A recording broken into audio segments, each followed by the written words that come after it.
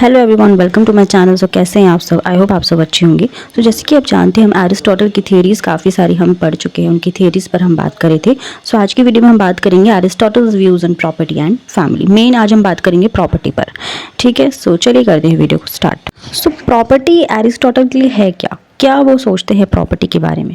देखो, एरिस्टोटल ने पॉलिटिक्स की फर्स्ट बुक के 3 चैप्टर्स में प्रॉपर्टी के बारे में अपने थॉट्स रखे हैं। ठीक है, एरिस्टोटल प्रॉपर्टी को इंडिविजुअल की लाइफ की सबसे इंपॉर्टेंट नीड मानता है, सबसे ज़्यादा इंपॉर्टेंट मानता है। ठीक है, जैसे कि जब हम प्लेटो के बारे में पढ़ते थे, उन्होंने अपने आइडियल स्टेट में क्या बताया था? 2 वर्ग ऐसे बताए थे, लाइक सैनिक और रूलर। इन दोनों के बारे में उन्होंने क्या कहा था कि इन दोनों ही वर्गों के लिए, वर्ग के लोगों के लिए जो संपत्ति होती है वो प्रोहिबिटेड कर देनी चाहिए, निषेध कर देनी चाहिए। लेकिन एरिस्टोटल जो है वो क्या मानते हैं कि सोसाइटी में हर एक इंडिविजुअल के लिए अपनी प्रॉपर्टी जो है सबसे ज़्यादा इंपॉर्टेंट होती है।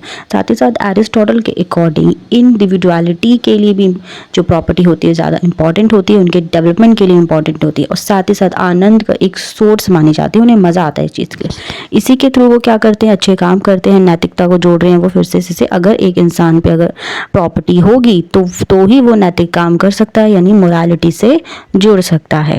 राइट। सो एरिस्टोटल के अकॉर्डिंग संपत्ति है क्या, किन चीज़ों को वो संपत्ति से जोड़ रहे हैं? यहाँ पे वो फूड, शेल्टर, क्लोथ, इन्हीं सबको प्रॉपर्टी का अपना एक पार्ट मानते हैं। ठीक है, सो अब हम बात करेंगे जस्टिफिकेशन पर। सो एरिस्टोटल अब जस्टिफिकेशन किस तरीके से देना चाह रहे हैं प्रॉपर्टी पर? सो उनका क्या मानना है कि जो प्रॉपर्टी होती है, यानी कि निजी जो संपत्ति होती है, वो सामाजिक अर्थव्यवस्था का ही एक पार्ट होती है, यानी कि सोशल इकोनॉमी का ही एक पार्ट है। ठीक है, ये सभी के लिए ज़रूरी है। परिवार के अस्तित्व को बनाए रखने के लिए भी एरिस्टोटल संपत्ति को ज़रूरी मानते हैं। इसी के साथ मित्रता या फ्रेंडशिप, इस सभी तरीके के सद्गुण को मेंटेन करने के लिए भी वो इम्पोर्टेंट मानते हैं। ठीक है, मनोवैज्ञानिक आधार से भी इस चीज़ को वो जोड़ रहे हैं। तो इस तरीके से जो एरिस्टोटल है जस्टिफिकेशन देते हैं प्रॉपर्टी का। ठीक है, काइंड्स पर बात कर लेते हैं। अब काइंड्स उन्होंने 2 बताए। सबसे पहले एनिमेट प्रॉपर्टी, सेकेंड है इनएनिमेट प्रॉपर्टी। सो जो एनिमेट प्रॉपर्टी होती है, इसमें एरिस्टोटल किनको लेते हैं? दास हो गए, यानी कि स्लेव, सेवक हो गए, बैल हो गए, गाय, घोड़े, खच्चर, ये सब को क्या कहते हैं? एनिमेट प्रॉपर्टी, यानी कि सजीव संपत्ति।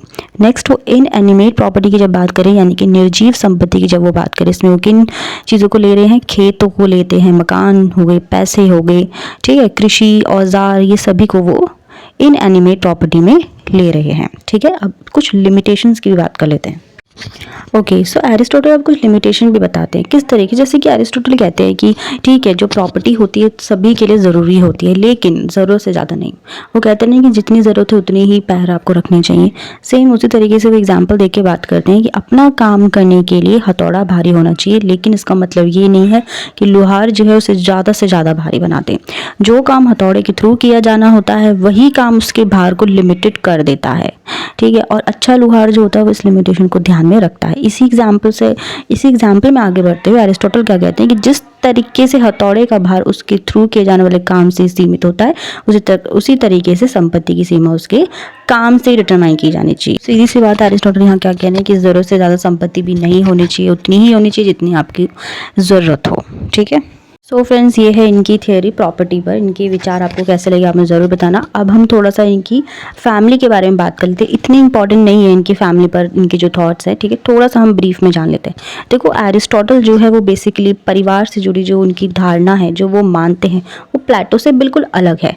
प्लेटो जो है वो परिवार को इतना इंपॉर्टेंस नहीं दे रहे। वो उनके विचार है, वो कहते हैं कि ठीक है, ये सब वेस्ट है, एक बाधा बनते हैं, इनकी प्रगति में बाधा बनते हैं, इनकी सक्सेस में जो है परिवार जो है बाधा बन जाता है। ठीक है, वो कहते हैं कि ठीक है, इंडिविजुअल होके ही चलना चाहिए। लेकिन जब एरिस्टोटल अपने परिवार संबंधी विचार यहाँ रख रहे हैं, उनके थॉट्स वो रख रहे हैं, तो क्या मानते हैं कि एक फैमिली में क्या क्या चीज़ें इंपॉर्टेंट होनी चाहिए? ग्रुप बन जाता है। लाइक किस तरीके का ग्रुप? हस्बैंड एंड वाइफ, स्वामी और दास का, और साथ में माता पिता और संतान का। एक 3 तरीके के ग्रुप, एक 3 तरीके के ट्राइंगल जैसी चीज़ें जो है यहाँ पे दिखती है। हस्बैंड वाइफ का अलग रहता है, और स्वामी दास का अलग रहता है, मालिक और स्लेव, ठीक है, और माता पिता और बच्चे। इन 3 तरीके के ग्रुप, ये 3 तरीके के जो ग्रुप होते हैं, इनके जो आपसी संबंध होते हैं वो अच्छे होने चाहिए किसी भी फैमिली में, तो ही चीज़ें जो हैं वो ठीक से चल सकेंगी। परिवार का जो मुखिया होता है वो अपनी वाइफ, अपने बच्चे, स्लेव, प्रॉपर्टी पर पूरी तरीके से अपना जो है अधिकार रखता है, पूरी तरीके से उन्हें कंट्रोल में कर सकता है। ठीक है, सो फ्रेंड ये था हमारा आज का वीडियो जो कि एरिस्टोटल की प्रॉपर्टी और फैमिली पर थॉट्स थे। फैमिली पर इनके इतना क्वेश्चन नहीं आता, लेकिन प्रॉपर्टी वाली जो इनकी थ्योरी है काफ़ी इंपॉर्टेंट है, आप ज़रूर पढ़ें। ठीक है, आई होप आपको क्लियर हो गई हो। कोई भी डाउट, कोई क्वेश्चन, कोई सजेशन आपका रहता है तो आप मुझसे ज़रूर शेयर करें। इसी के साथ वीडियो अगर अच्छा लगा तो प्लीज़ लाइक कीजिए, शेयर कीजिए और मेरा चैनल सब्सक्राइब करना बिल्कुल ना भूलें। मिलते हैं अभी नेक्स्ट वीडियो में। Till then bye bye, take care.